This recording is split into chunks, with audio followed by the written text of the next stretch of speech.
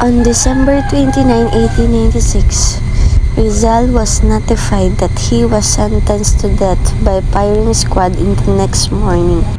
During his remaining hours, Rizal was busy meeting visitors from members of his family and priests.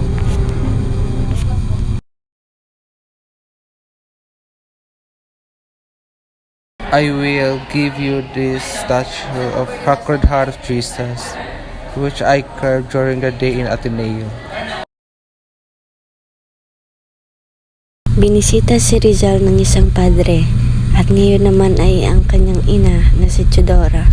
Rizal, kahit anong mangyari, mahal na mahal ka namin.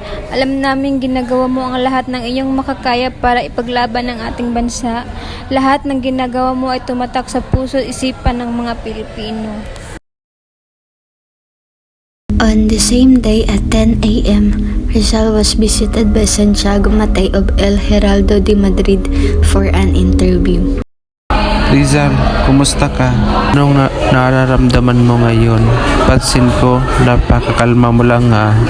Sobrang lungkot naramdaman ko, Father. Pero kailangan kong tanggapin at handa akong mamamatay para sa ating bayan. Alam kong napakalungkot ang nararamdaman mo, pero huwag mong kalimutan na hanggang sa huli, bitbit namin ang lahat ng mga aral na ibinigay mo. Salamat po, Father. Magpakatatag ka hanggang sa huling sandali mo, Rizal. Paalam. Paalam, Father.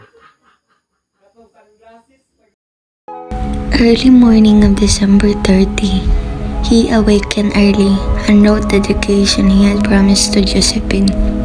He also wrote his last letters to his parents, asking for forgiveness for all the sorrows he had caused to them.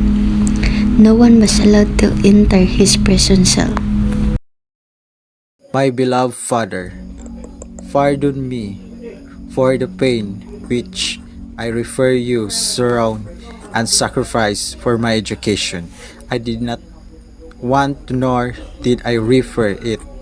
Goodbye, Father. Goodbye. December 30, 6:30 a.m. was the death march of Rizal with the firing squad.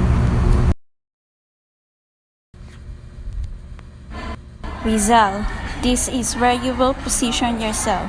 Turn your back against the firing squad and face the sea. I insist. I want to face squad. Fuego! Ultimatum es